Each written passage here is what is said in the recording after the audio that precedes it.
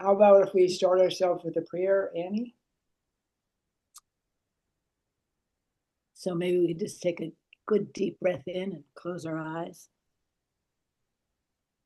As we gather this evening, let us all awaken our hearts and move towards an ecological conversion in which we see the intimate connection between God and all things, and more readily listen to the cry of the earth and the cry of the poor.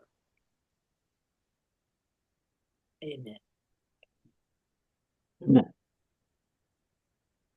So welcome everyone. Just a little bit about Brother Mark. Mark, I hope we can call you Mark. So Brother Mark Mackey, S.J., grew up in Cincinnati, Ohio, in an outdoorsy, nature-oriented family. He went to St. Xavier High School and then on to study zoology and environmental science at Miami University in Ohio, which led into graduate studies at the University of Missouri. We investigated the environmental impact of golf courses on ecosystems and how to manage them to better bolster biodiversity.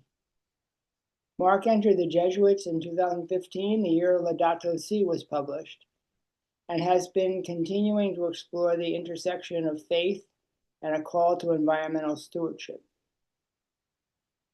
Mark has had many teaching experiences around the world and is now teaching environmental science at Loyola University Chicago's School of Environmental Sustainability, where he works on projects furthering the Jesuit commitment to caring for our common home.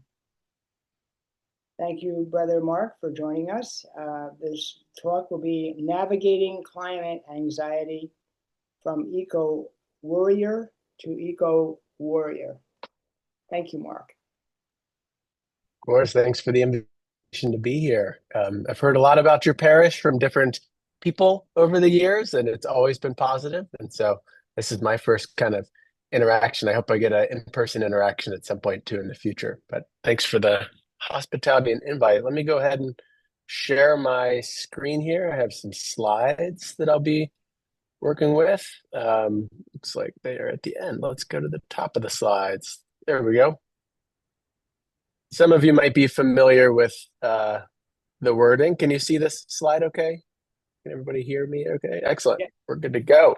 I'm going to get into it. And you might recognize some of the wording here of what we call the apostolic preferences. I'll actually say a word on that later. So I think it fits very nicely into two of the major categories that the Society of Jesus has discerned that said, like, we should kind of align the work that we're doing with these four major categories. So it's going to be about accompaniment, but this topic of eco-anxiety in particular too. Here's our kind of roadmap for the talk. I want to tell you a little bit about my own story so you know who's talking to you, and some of my background of how I kind of got into science, and later on how that influenced my vocational discernment, and then this topic of eco-anxiety, and maybe a little bit about how my ministry that I do here at Loyola University Chicago kind of involves this topic of eco-anxiety. And then we'll have some questions at the end. I'd love to hear from you all and hear from any questions and some of your own experiences. This is a photo of my family here. And you all would know, like, students see something like this and they think we were dressing for a theme party. But I say, no, we actually dressed like this in the 90s. This was just kind of life. I also include this photo to remind myself to say, I was fortunate that I was supported in my natural interest of the outdoors from my parents. That's my dad there, and my twin sister Tracy is next to me, and my older brother David. And yeah, whether it was fishing or hiking or camping or walking or just being outside, I think you probably have encountered that a lot of kids, not all kids, but a lot of kids have this innate interest, or it can be enkindled within them. But it often takes an adult, right, to help make those experiences happen. So I was fortunate to have some of those adults in my life. Another kind of prominent part of my childhood at the same time was I was born and raised Catholic, both sides of my family in Cincinnati. And so the sacraments and religious schooling was also kind of part of my upbringing too. Though, when I was younger this time, I didn't really see how they were connected so much, but I think a lot of integral ecology, as I think about it now, is kind of recognizing how these don't need to be seen as separate parts of our lives. One thing, I'm not sure if some of you are familiar with this book or not. It's not really a new book, but it still is relevant. Last Child in the Woods by author Richard Louv. I first encountered it in a class in college, and I now incorporate it into my teaching a lot. And it kind of compiles just the reality that a lot of people, but including kids, spend less and less time outdoors and less time what Louv calls unstructured playtime outdoors, and that has an influence on how we think about and interact with nature. So that's maybe a take home, just maybe not news, but something to reflect on for all of us here in this Zoom, of just thinking about young people in our lives that we can help to be bridges. We don't have to know about what kind of insects your grandkids are catching, but just thinking about how you can be a person who can help promote that time of just getting kids outdoors or getting kids interested. So that I'm a recipient of that. And so I think it's really important to see that our society is trending away from that, but it doesn't mean we can't be deliberate about getting our kids to have these encounters with nature. When I was a youngin' still, I loved the Amazon rainforest. I loved photos of it. And my mom would take me and my sister to the library, and we'd go right to the bookshelf, and we knew where the books on the jungle and the Amazon were. And we just never got tired of reading about jaguars and anacondas and tapirs and red-eyed tree frogs. And in fact, I think I have, oops, let me go back. I had so my mom's mom, so my mom's side of the family, my mom's mom was from Venezuela. And I kind of knew that aspect of my family. I thought that was pretty fun and interesting because I knew that the Amazon, part of the Amazon was in Venezuela. And my mom actually kept a photocopy of this letter I wrote when I was in second grade to Uncle Eduardo. It was actually her uncle who lived in Venezuela. And the letter just starts off like, "Dear Uncle Eduardo, have you ever seen a scarlet macaw? Have you ever seen a spider monkey? Have you ever seen?" And it just listed, and that was just so much on my mind as a kid. And so I loved, like I said, loved reading about it. But one thing about even the kids' books about the Amazon at that time in the 90s, you'd get to one of the last pages, and it would have some page that said something like this, in the time that you read this book, 100 football fields worth of jungle that you just read about has been destroyed, right? And so at a very young age, I remember having mixed into my fascination and just my awe and wonder and intrigue, a deep sense of sadness too, that knowing like, but this very thing that seems like this jewel or this gem is also actively being destroyed. I wasn't exactly sure who or what, but so I'd say that was some of the earliest. I didn't have a word for it, but I now know that would be since as long as I've had that hook and interest in nature, I've also been aware of, and yet, those amphibians that I love and study, you can see some in the posters behind me. They've been some of the most endangered and threatened taxa in the world, in these past several decades. So that kind of intermingled awe and wonder and joy and happiness about something, and then the sadness about its destruction has been with me. And I'm sure a lot of you know that feeling too. I went to a Jesuit high school, as John mentioned, and that's maybe the first place where I had little glimpses of, I'm a nature person. I mean, I was first attracted to it because of things like a football program or whatever else, but I also got into like the Sierra Club for the first time. And so the first glimmerings of, this thing that I'm interested in, like the outdoors and nature, maybe that has a connection to things like doing justice, which started to be introduced in my Jesuit education, and learning about, the implications, the obligation that one might have when we start learning that the thing that I love and am interested in is also kind of imperiled. Maybe there's a certain sense of obligation. So little glimmerings of that coming about from my Jesuit education, amongst other mixed motives, I guess, that I picked up then. I went from there to Miami of Ohio. I had some people in my life who gave that old advice, do study what you love and do what you love for work, and it won't feel like work. And so I was like, okay, that sounds good. So I like nature. I'll study zoology. I landed on the zoology program at Miami. I picked up an environmental science major too. And it's fun. I got to get into research fairly early on. I even got to use my interest in reptiles and amphibians and here's me doing like presenting some research at a poster session. I even got to hop into a lab and do some research. So then I kind of got this kind of link from just being interested in a thing to, oh, there are people that study this for a living. And so that was pretty neat to be pretty early on the paper. I then got to ask my own questions. I remember some of my earliest memories from childhood were what my family called creaking. I don't know if you've heard of this term creaking before, or like it's basically just the phenomenon of going to a stream or a creek and turning over rocks. Kids do this all over the world, I've learned, and you just see what's there: crawdads, frogs, salamanders, bugs, that kind of natural innate interest. And I remember thinking, I remember finding my sister and I found on the bottom of a rock we turned over a bunch of jelly-like eggs that were plastered on there. When we looked closer, you could see little embryos inside of the eggs, and they were little salamanders. And I don't know if you've ever seen frog or salamander eggs, but they're transparent. They don't have shells, which is one of the things that makes them more susceptible to environmental chemicals, for example. And I remember thinking, even as a kid, like, well, what happens when dad is always outside spraying that Roundup stuff, that smells really bad on the dandelions? Because, like a lot of dads, my dad didn't like dandelions, and so he'd spray them.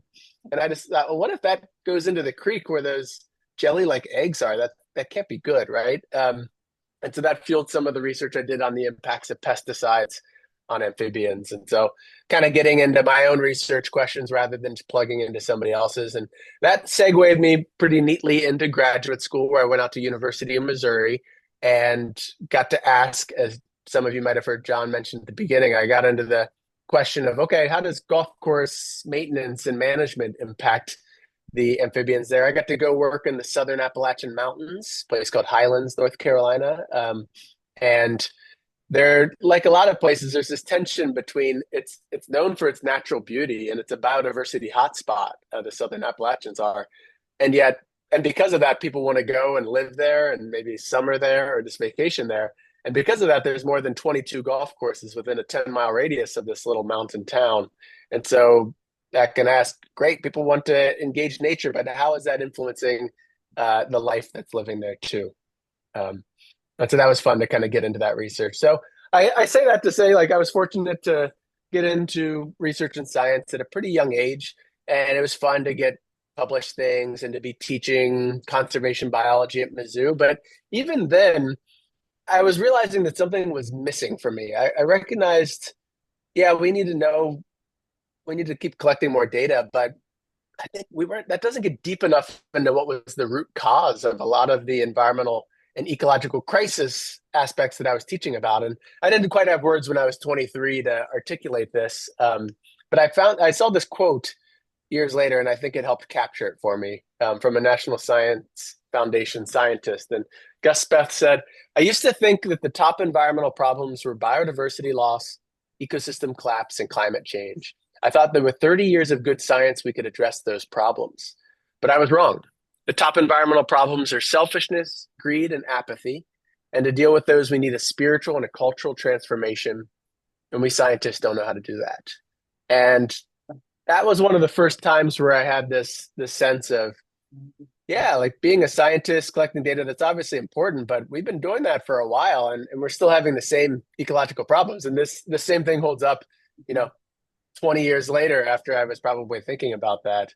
And yeah, I think it's been amazing. And actually, I sometimes say this out loud so people can hear. We often get a lot of despair about the fact that it feels like things haven't changed a lot or that we haven't addressed our problems. But like some of you, I'm sure, I've now been doing this long enough to see like a lot has changed in the church and has changed in how we think about our roles as a spiritual community to work towards transformation. And I'm sure, I know that's what this group helps to do, even if you're not formal scientists.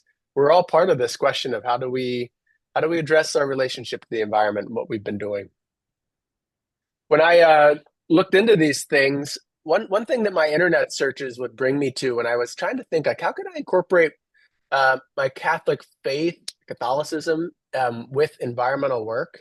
And when I would do Google searches, it would inevitably lead me to this place I hadn't really heard of, Loyola University, and this newly, at the time, kind of somewhat new Institute of Environmental Sustainability, and I realized like, oh, they're doing that kind of work in this place. There was a project called Healing Earth. It's an online environmental science textbook, and this is something that's free and open.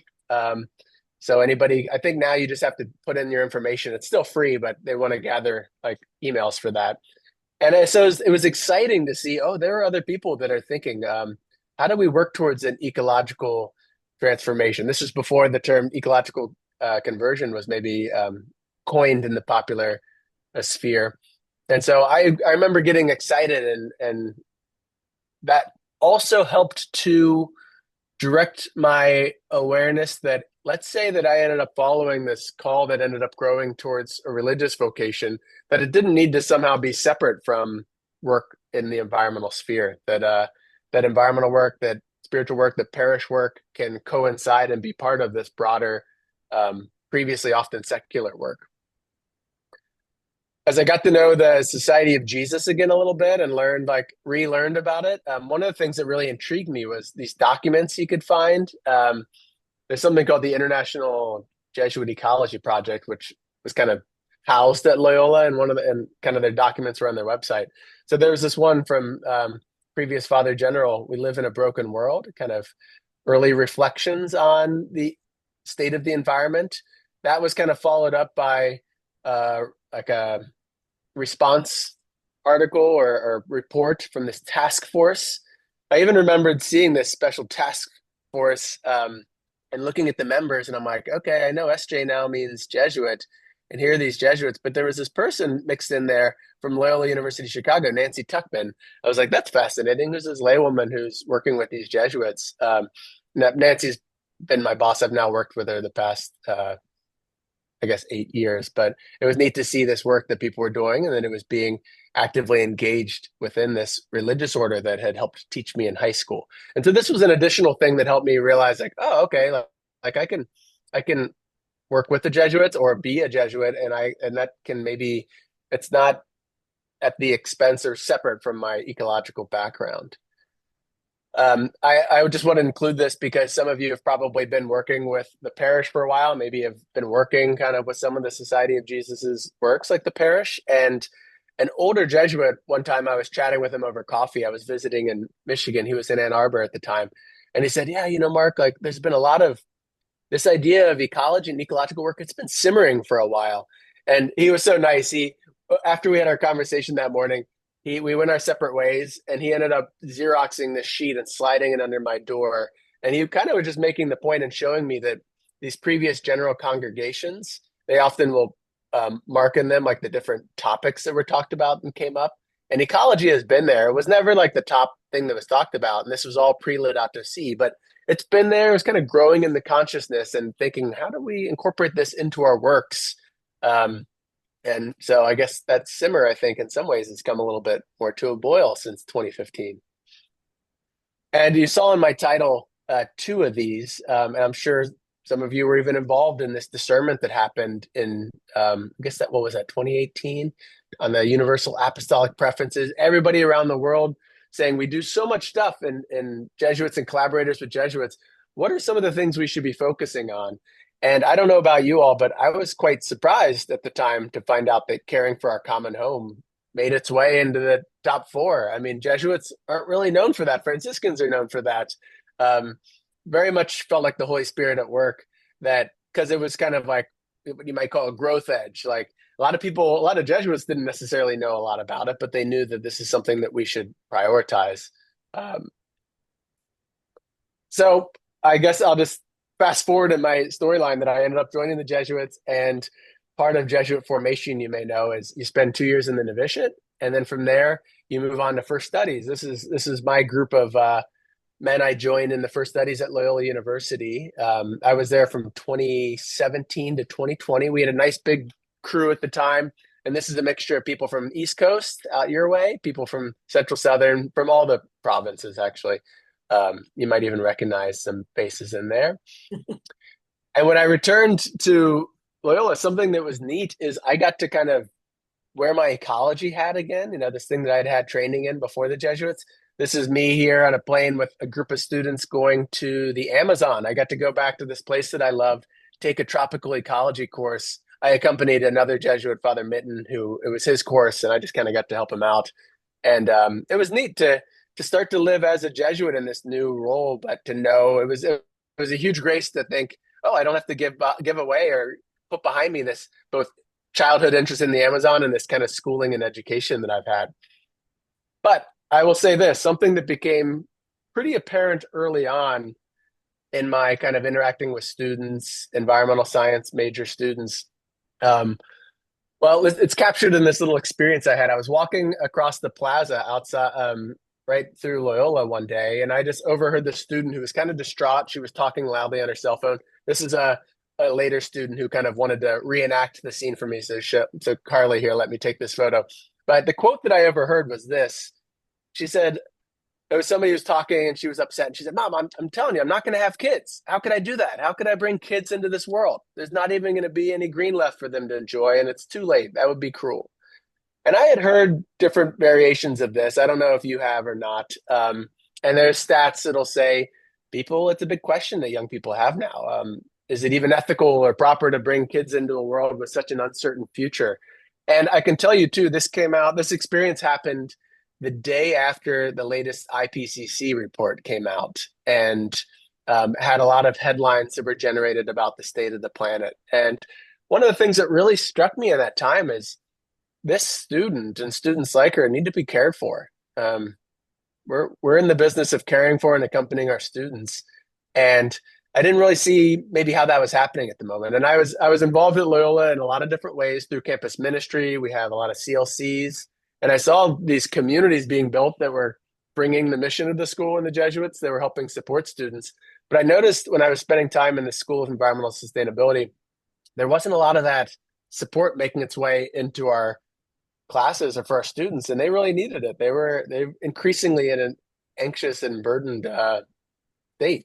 So that inspired the studies I was doing at the time. Part of my kind of special side study focus, in addition to philosophy and theology, was to do this degree in Christian spirituality. And I decided to make this focus on how we could use an ecological spirituality or an ecologically framed spirituality to help better accompany students and to lead to environmental action. How could we use kind of an eco-spirituality or that language to help support students like that young woman and others who, are majoring in environmental science and taking classes all day long about the ecological crisis. And it's just building up this kind of despair and ecological dread or existential dread.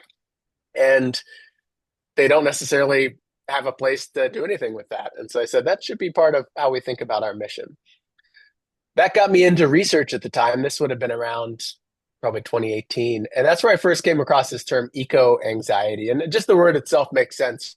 Probably you can piece it together, right? But what I've learned is a lot of people, when they hear the word, they're like, oh, that's weird. But a lot of people will also be like, and I know what that is. I've experienced that before, and it can have different definitions, I suppose, different terms. But this idea of ecological grief, ecological anxiety that build up, especially related to things like climate change, the sense of an unstable future.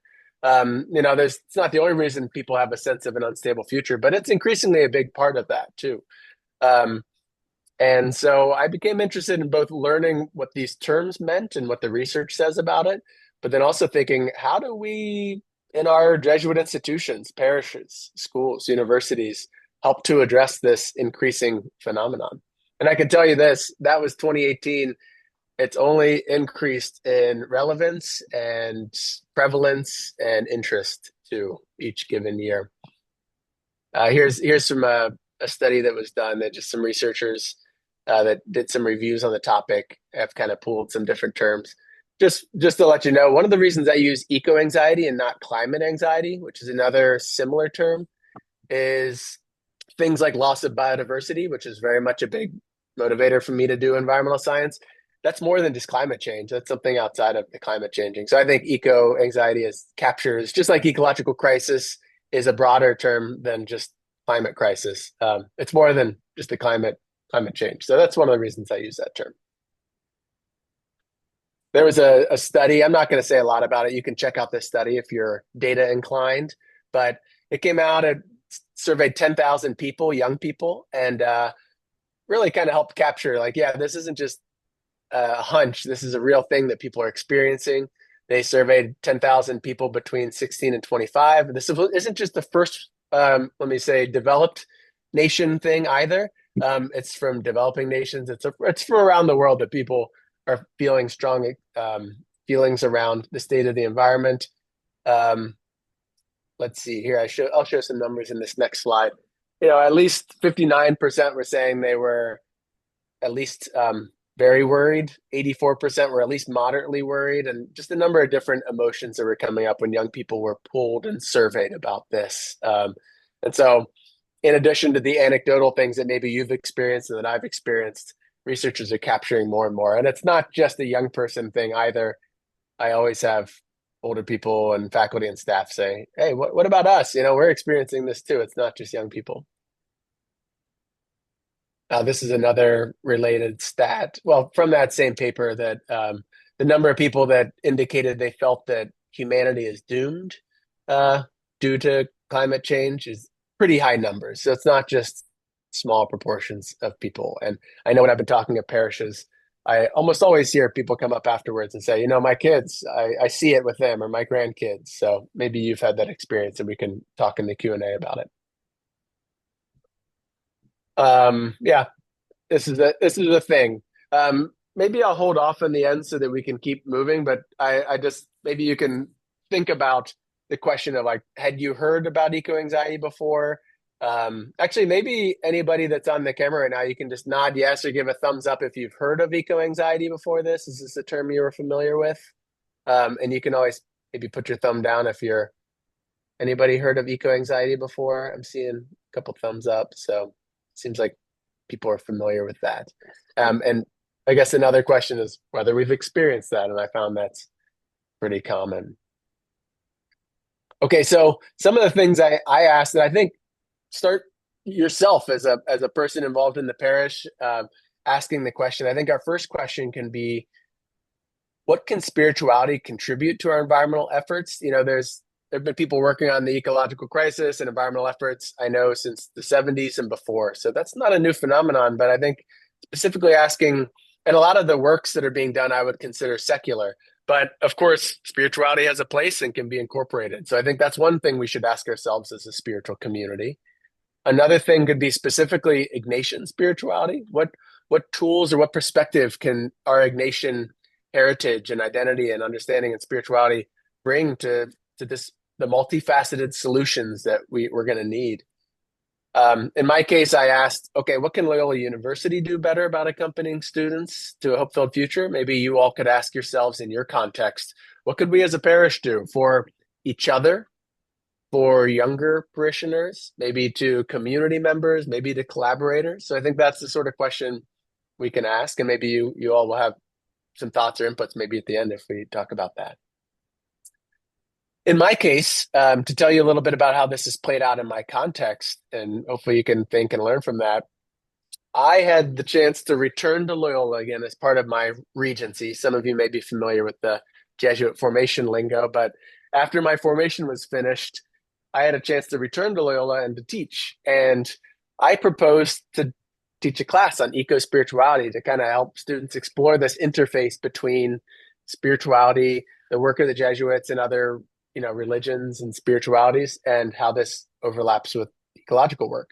So I had the good fortune of creating a course on this. And part of that course, and if anybody's interested in the future, I'd be happy to share some resources from that. But, it involved just exploring what is eco-spirituality, who are some of the big thinkers that have kind of bridged spirituality and ecology, thinkers like Thomas Berry and Teilhard de Chardin, and then just multiple perspectives. And also you can see at the end here, bringing in a chance to think about important foundation of Ignatian spirituality, like the 4-week flow of the exercises. Well, how does each one of those kind of aspects of the exercises connect to ecological work and an ecological lens?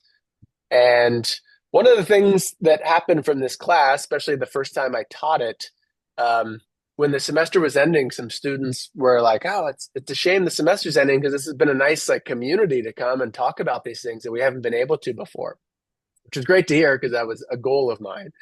And I said, well, if you're interested, you could always meet outside of class. We could keep meeting. And I ended up reaching out to 5 students that were in that class and just said, hey, would you be interested in continuing conversation in some way? And all 5 of them said yes. And they said, and so we started to meet. And we had our first meeting. I wasn't exactly sure what it would look like, but I just felt like this was a good thing, and I'd get input from the students. And after our first meeting, one of the students went up to the whiteboard because we didn't have a name yet, and they wrote the name Eco-Worriers, which I thought was pretty good, right? And so we had, well, I'm sorry, that was at the beginning of our session. And we had our first session and we got to know each other a little bit. And I led the students in a guided meditation. And somebody afterwards went up and they changed on the board the 2 letters to be Eco-Warriors. And so that's a ritual that we do every time we meet now, is we start with the board Eco-Warriors and we end with Eco-Warriors. And we've been meeting for over 3 years now. This is a weekly thing, and the group meets, and it's a chance to build community. And I think of Pope Francis's quote from Laudato Si here, that it's a small little community, it's a small thing, but let's not forget that that's how the Spirit has worked, and that's how God has chosen to work through time, is through small communities, through little groups, through little ideas. We will meet. I always bring over, a carafe of hot water and some tea mugs and tea. And so we start with tea. So some of it's just kind of social. Sometimes we do things while we're talking, like I think that day we were crafting or had some coloring books as we chatted.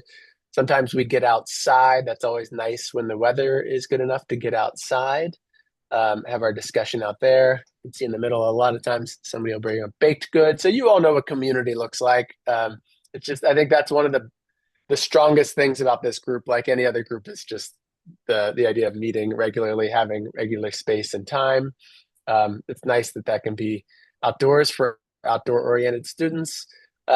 Some of the times we'll have kind of quiet reflection time. Sometimes I'll lead a guided kind of examine or a guided imaginative meditation. We have the good fortune, if you've been to Loyola Lakeshore campus, we are right on the lake's shore, so that's pretty nice.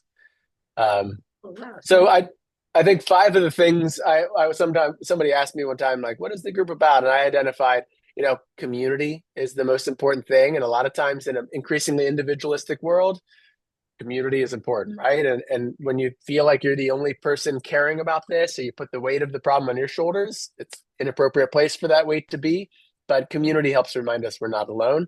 The solidarity, there's other people that think like I do, that care about the things that I do. That's been very strong for students. Having a place to vent, having a place to just like get out your frustration. Students don't always have that. And we're not always about, solutions or nice, clean conclusions. Sometimes it's just, I just needed to complain or talk about how strongly I'm feeling the weight of these problems right now. And I'll be honest, it's not a CLC. It's not a super religious group. That's not always the topic of our conversation, but I'm always there to kind of incorporate that and bring that in. But a lot of you are familiar with Mary Oliver, so I think Mary Oliver poetry is a commonly used thing. And so a lot of these students who don't find themselves, they're not sure their relationship to religion or spirituality. It's kind of a gentle bridging into that. And then finally, it's a struggle, but I try to keep things focused on hope. I more and more every semester, I have student leaders now that they'll be the point people, they'll be the leaders. So we'll talk and I'll help kind of teach them how to lead a group. And it can be hard. It's hard for me to try to keep things on tracks and to not keep the group to just spiral about frustrations. But we really try not to end on the spiral, but try to, not in a fake way, but in a way to kind of at least have some framing of to have a little bit of hope and that sense of community together before we leave. It was kind of neat. Some people have taken interest in this, so you could read a little bit more about this. Earthbeat did an article on this. Not just our group, but some other young people and leaders and groups that are starting to have groups as an antidote to climate anxiety, right? I'm sure maybe you've felt that a bit in your own community that you've formed here too. So there's different ways of doing it. I asked the Eco-Worriers group, the students. One time I asked them like, hey, sometimes I talk with groups and people who are, in parishes, people who are older and have their own kids or grandkids.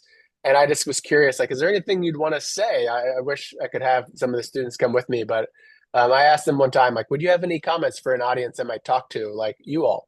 Some of the things they said is they said, it's pretty frustrating. I've heard this a bunch of different times in my classes too. Young people get frustrated when they are told like, oh, that's your problem to fix, and they get this sense that this is their generation's problem to fix. So they don't like hearing that. So maybe that's just something to be aware of. Um, Also, something I hear is like environmental work is such a broad topic. And so to recognize it's more than just recycling and composting.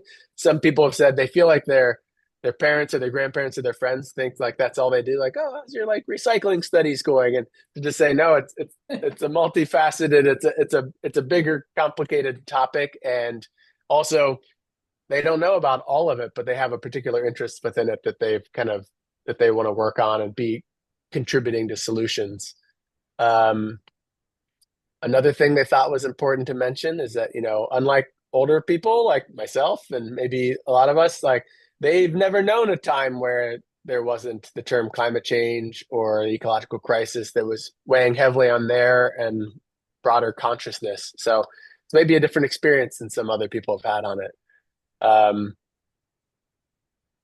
Here's another one. It takes personal as well as systemic change, and they see that a lot of older people are better positioned to help with systemic change. That's a frustration that a college student feels. It's like, well, I don't have my own income and I don't have a lot of autonomy in my life. I can't always. I'm not socially positioned in such a way to help with some of the bigger societal change that needs to happen. And so they love seeing when older people show up to things and use their voice and use their um, positionality to be part of the solutions too. So maybe just to know that people really like when they see that support, even if it's, you're not saying anything, you're just saying it with your presence. Some questions that were raised. When I asked about that, they said they would ask who's been an inspiration in your life through, or sorry, let me see.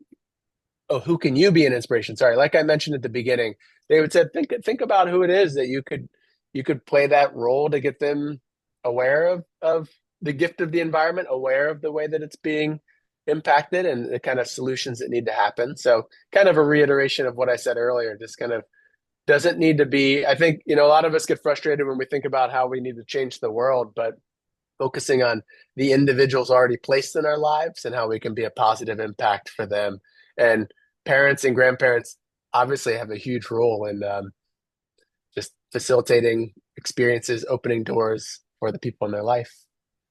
Another thing I found interesting, and maybe this could come up at the Q&A, would be, they know that environmental stress isn't the only thing that causes stress throughout people's lives or in history. And I say a lot of people they know, parents, grandparents, have lived through some major shaky times, whether it was, the threat of nuclear war or other kind of major things. And so maybe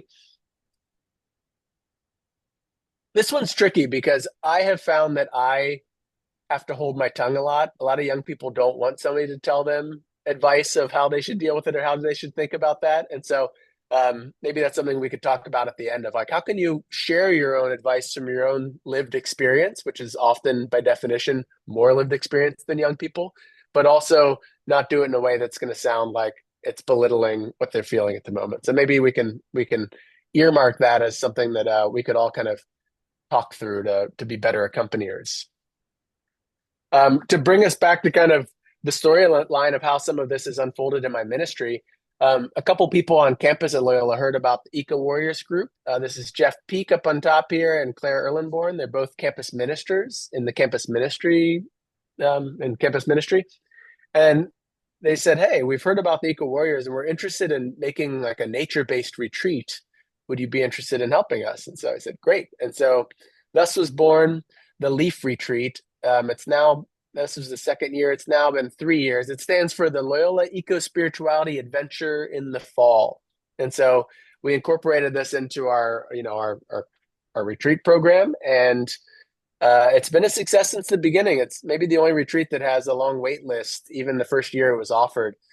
Part of the retreat is getting students outside, and part of it was um, the adventure part was doing a 6.5 mile hike together. This is a photo right before the hike, and it was just getting people out to that encounter, right? Encountering nature. It's one thing to be thinking about the state of the environment and thinking about what could happen. It's another thing to go out and be with and to experience and to be moved by. I think of, you know, you probably all know about the role that retreats can play. I like Pope Francis's word here about in this world of frenetic activity, and their students know what it's like to feel frenetic activity in their lives, and they go from class to class and social event to social event. It's so important to slow down. It's so important to slow down.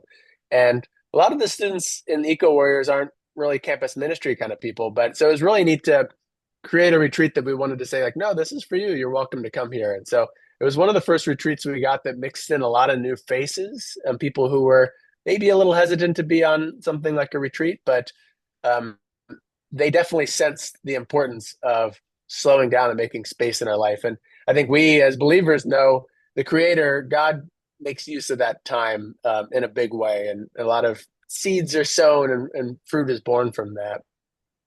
And also that Pope Francis sense of encounter, right? Not just thinking about it, but encountering both each other and the divine in nature and nature itself. And once again, a lot of students can get caught in the conceptual idea. A lot of adults like me and us and our colleagues who teach about nature can often stay in the thinking about nature and just like a theologian can stay in talking about God and miss the encounter part, right? Um, and so it's been a real treat to just see how that works in young people's lives. In our retreat, it's a lot like other retreats where we get student leaders that we identify. So we'll get 6 different leaders that we kind of build up. And how do you give a talk? And we have these different themes, things that I'm sure a lot of you have been involved in before. And we get to do it outdoors, right? Young people these days, they talk about touching grass, if you've heard that saying. So it's a chance to literally touch grass, kind of pray outdoors, but to walk along together. And, of course, I had to take people creeking. So along our walking route, there was a nice stream. We were able to get people out. And just seeing people come alive or just have that same curiosity that little kids have to see the crawdad that was under the rock or to get to hold their first frog, which is always a fun thing to get to help people to do. So that's where I've really been able to see such an antidote to being in our head, being stuck in that place of worry for good reason. But sometimes that worrying about, I'm often struck how we can worry about stats about how bird numbers are declining and fail to get out and go birding and actually see how many birds are still around us. We can anticipate loss before it's actually happened, which is a fascinating and sometimes tragic thing. Yeah, I just included some photos so you could kind of see some fun photos of young people having a good time, some good smiles along the way. And of course, helping people understand how they can not just like walk around, but, slow down and reflect and then talk later about like, what was that like and learn from each other what it was like to be outside. And yeah, just more photos. Sorry, I included a few more than I had realized. What's next? One thing that was neat that came from this in year 2 is there was a professor at Loyola who basically had her own retreat experience for the first time, didn't know about retreats and was really excited and got in touch with us. And I said, here, come join us on our second Leaf retreat. And she's a dance professor. And she was, this is Amy Wilkinson. And so she was able to bring kind of a sense of embodiment to our retreat. And she brings a perspective from the fine arts that I don't bring from, a science department. And so, Amy also had gotten involved in this program called All We Can Save and Climate Wayfinders. And so it's been neat to bring in other perspectives. There are other groups out there that maybe come at climate emotions and climate anxiety from different ways. And so she helped to build out the way we think about and the way we engage students in this. And so our communities, our parishes, our universities, that's what we're at our best when we're not siloed and we bring in and we invite other people in that bring in a new perspective, all working towards the same thing. So that was a neat addition that has come up. Now in the final stretch here, and then we can do some Q&A, I just wanted to kind of root it a little bit in like what I think of as Christian hope. Like specifically, a lot of my work, it's not always a space where I get to talk specifically about being Christian or the Christian perspective. And so sometimes it's helping to bring a broader sense of spirituality or interiority to students. But this is a parish, right? You're in a parish setting, and there's so much fruit to be drawn and insights to have from thinking about things like eco-anxiety and the anxiety we feel in general as humans, and the role and maybe the command we have to hope and to Christian hope. To ease into this a little bit, one thing that's really struck me, just an insight I've had recently, is how much encounter with nature and learning about natural history and the things that share this planet with us is so important to actually care about something specific and not just this general idea, but the life that shares the neighborhoods and the retreat houses and parishes with us. Some of you may be familiar with the term phenology. Be familiar with that? It's the study of how, let's see if I have the definition here. The study of how when plants bloom, when leaves turn and when they fall, when birds migrate for the fall and when birds return in the spring. That would all be kind of phenology, these kind of biological and seasonal changes in nature. And as I've studied that and also just been interested in that and learned about this, and it's been something that keeps me feeling connected to nature, even when I'm in a big city like Chicago, it's realized that it struck me how much that allows me to get out of, Google Calendar time or, mechanistic time, this kind of linear or digital, and it roots us in the planet and the planet's seasons. And a lot of people have experienced that. And there's so much, it's so important. It's such a good way to slow down to the Earth's time, counterbalance some of that frenetic activity. This is what's called a phenology wheel. So sometimes people will depict it in a way where you can kind of show the different seasons and months, but then show like what's happening in nature, what mushrooms are available, what fish migrations are happening. And maybe this looks familiar to you, but at one point it struck me, this looks like something else I recognize seeing, which is the liturgical calendar, right? And it just really made me realize like that's what a gift that we have and that parishes have, that we have our own kind of timeline and season that roots us spiritually and together in our faith. It gets us out of mechanical time. It gets us out of linear time. And it reminds us that we are called to operate and be in a different kind of time. And I think that when we're practicing our faith well and we're practicing it in community, it's such an important way to root ourselves. It doesn't mean problems go away or stresses or major world issues and justice issues go away, but it does root us in a different kind of way that makes us more effective and can make us maybe think a little clearer and more collaboratively moving forward. I think another important thing that maybe we as Christians can think about in a community context, and Pope Francis talks about this, is that in environmental work at a university and in other places, it's so easy to just think of the problem of climate change, the problem of biodiversity loss. And I just remind myself as a Christian disciple who believes in God, right, that there's got to be something here. It's not that God is causing this, just like God doesn't cause desolation, but there's got to be a lesson here for the church, for us to learn how we can better love our planet, better love our neighbor, better love the creator in the process. And I think that's one of the things that's happening as a side effect that we can keep in mind. There's an opportunity to grow in community more and to think of ourselves differently and to act and collaborate differently. I think there's this call that we know as Christians to be co-collaborators with God in the work that we need to do. We can learn humbly from secular groups that are working on the environment. We have a lot to learn from them. And I think at the same time, we have a lot we can teach and share with other groups from our Christian perspective too. All right, this will be one of my final thoughts, but I'm sure some of you have felt this way. I took this anonymous blurb from an email interaction I had recently where a friend and colleague was basically saying, I feel like God has given us all the things that we need. We have the chance to course correct from how we're damaging the planet. We've been given knowledge and abilities and creativity to be good stewards, and we keep struggling with greed and indifference. We're cursed with myopia, where we have the self-interest. We can't seem to muster collective will to course correct. Will God rescue us? No. He's given us all the tools we need, and it's up to us to use these gifts in gratitude for the exquisite and life-giving creation he has given.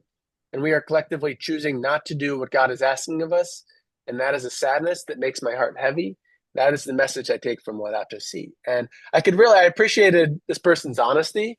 It's a familiar thing that I've both felt and that I've heard in various ways from a lot of different people. Maybe some of that resonates with you. But when I'm at my best and I'm rooted in prayer, I realize, well, at least from when I claim to be a Christian and when I claim to be a follower of Christ, as well as, a Jesuit and somebody learning from Ignatius, that's not how the storyline goes for us, right? Like, we recognize the role of grace. We recognize, we're Easter people. We're called to be Easter people, right? And so even though it doesn't deny tragedy, it doesn't deny darkness in the world, but we're also called to see ourselves as kind of a foundation of Ignatian spirituality. And as Pope Francis said on this first formal interview, we are broken, we are falling short, and we are failing miserably, and yet we're still looked upon, loved by our Creator.